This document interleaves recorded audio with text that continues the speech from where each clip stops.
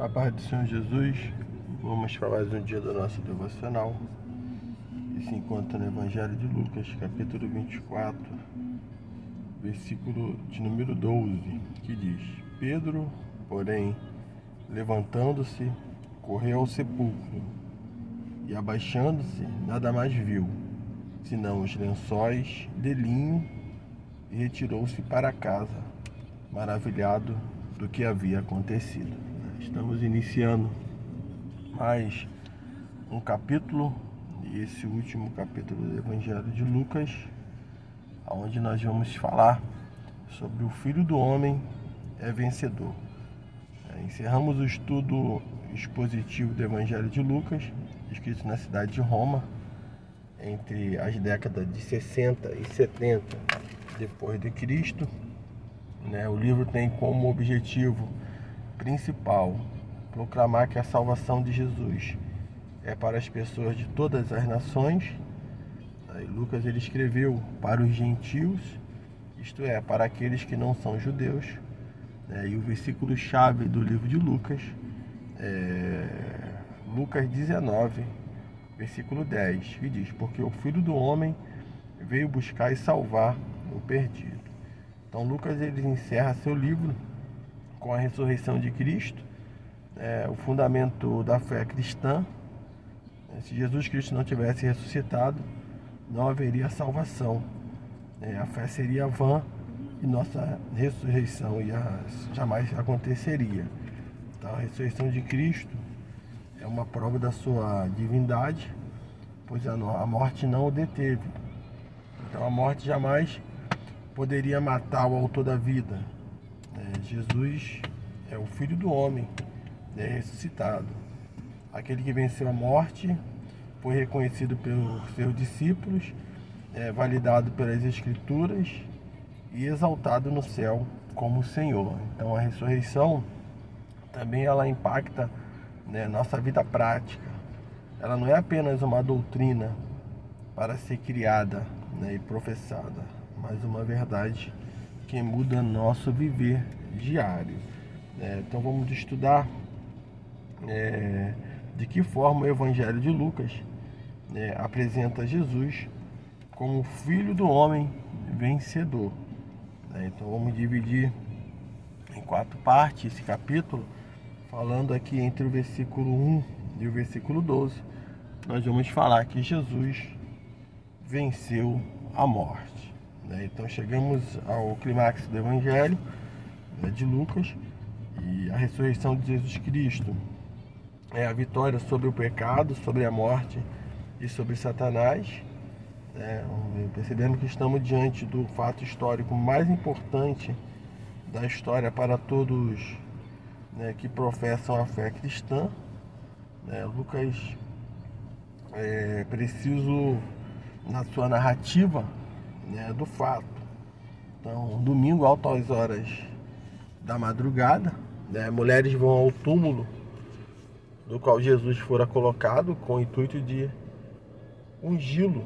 E Lucas ele dá especial destaque desde o início do seu evangelho a pessoas que normalmente são desprezadas. Então, esse relato em especial consta nos 4 evangelhos e mostra que as mulheres foram as primeiras a receber a notícia do anjo. Então elas eram as mesmas que permaneceram diante da cruz quando Jesus foi crucificado e levaram especiarias para embalsamar o corpo de Jesus. Então, ao chegarem lá, a pedra que tapava o sepulcro estava removida e o corpo de Jesus não estava mais lá. Versículo 1 ao 3 diz: mas no primeiro dia da semana, alta madrugada, foram elas ao túmulo, levando os aromas que haviam preparados, e encontraram a pedra removida do sepulcro, mas ao encontrarem, não acharam o corpo do Senhor Jesus. Então, quem removeu a pedra? Quem havia tirado o corpo de Jesus do sepulcro? Com certeza não tinha sido os judeus e os romanos. Se eles estivessem com o corpo de Jesus, não hesitariam em mostrá-lo e argumentar de forma irrefutável que Jesus ainda estava morto. Então, em meio ao susto e à perplexidade, apareceram 2 anjos ao lado do túmulo, e nós vamos estar dividindo, em 3 partes essa cena, Então, uma pergunta: os anjos, eles estiveram presentes desde o início do Evangelho. Eles avisaram Zacarias do nascimento de João Batista, também comunicaram a Maria o nascimento de Jesus, e aos pastores que Jesus havia nascido. Então, a presença de anjo mostra a natureza celestial do acontecimento. Lucas informa que havia 2 varões com vestes resplandecentes. Eles perguntaram: por que buscar entre os mortos o que vive? Embora Jesus tivesse dito que ressuscitaria, nem eles nem os discípulos compreenderam verdadeiramente. Então, a pergunta dos anjos revela que Jesus está vivo.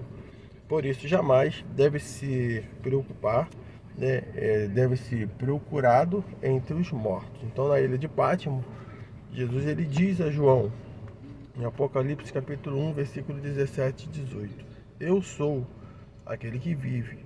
Estive morto, mas eis que estou vivo pelos séculos dos séculos. O outro ponto, a outra parte dessa cena é que há uma informação. Os anjos, eles lembram as mulheres do que Jesus havia falado, no versículo 6, parte A: ele não está aqui, mas ressuscitou. Então, a pergunta retórica dos anjos, no versículo anterior, agora assume o tom de uma afirmação contundente. Esse é o cerne da doutrina cristã, a saber que Cristo morreu por nossos pecados e ressuscitou ao 3º dia. A doutrina da ressurreição do corpo é ensinada em toda a Bíblia, sendo a ressurreição de Jesus o penhor e a promessa da ressurreição dos crentes. Então, sem a ressurreição, o Evangelho não seria completo, nem mesmo teria qualquer poder transformador. Sem a ressurreição de Jesus, o Evangelho se reduziria a uma mera filosofia de vida e bons costumes. Por isso, esse tema deve estar no conteúdo de nossas canções e pregações, bem como em nosso estilo de vida. Então, os cristãos, em todos os tempos, constroem sua vida segundo essa perspectiva, certo de que a morte não é o fim, mas uma página virada, a fim de vivermos uma realidade gloriosa na presença de Deus. Então, a ressurreição apontou para a restauração do corpo e da alma, e isso significa que o corpo está incluído na restauração de todas as coisas. Uma outra parte é uma lembrança, Versículos 6 e 7 diz: lembrai-vos de como vos preveniu, estando ainda na Galiléia, quando disse: importa que o Filho do Homem seja entregue nas mãos de pecadores e seja crucificado e ressuscite no 3º dia. Então, Jesus havia dito por 3 vezes que seria traído, morto, por crucificação, e que ressuscitaria ao 3º dia. Tudo isso era uma necessidade, não uma possibilidade. As mulheres, então, se lembraram das palavras de Jesus. Quando nós vemos aqui, Leon Morris, ele vai comentar: lembraram-se, e é evidente que isso lhe trouxe certa medida de convicção. Já tinham ouvido aquelas palavras antes, mas Jesus tinha falado metaforicamente e provavelmente havia entendido as palavras estranhas acerca da ressurreição de alguma maneira semelhante. Então, as mulheres, Maria Madalena, Joana e Maria, mãe de Tiago, e outras que foram com eles ao sepulcro, creram literalmente no que ouviram e viram, tornando-se assim as primeiras testemunhas. Então, as mulheres foram e confirmaram tudo aos apóstolos, que não lhe deram crédito. As palavras lhe pareciam como um delírio e não acreditaram nelas. Então, Pedro, porém, ele foi ao sepulcro e confirmou aquilo que as mulheres disseram, que é o que está no nosso texto devocional. Pedro, porém, levantando-se, correu ao sepulcro. E abaixando-se, nada mais viu, senão os lençóis de linhos, e retirou-se para casa maravilhado do que havia acontecido. Então foi Pedro quem viu e depois declarou que Jesus Cristo ressuscitara dentre os mortos para a nossa regeneração e para que tivesse uma vida, uma viva esperança. Então, chegamos ao fim de mais um episódio, compreendendo que devemos viver na perspectiva da ressurreição em todos os aspectos da nossa vida, que o cristianismo sem ressurreição é algo vazio e inoperante, e aqueles que morreram com Cristo ressuscitam com Ele. Então a doutrina da ressurreição de Jesus dá poder à pregação do Evangelho. Então a ressurreição de Jesus muda o eixo de nossa vida. Então que você fique com essa palavra. No próximo episódio nós vamos falar: Jesus venceu a ignorância.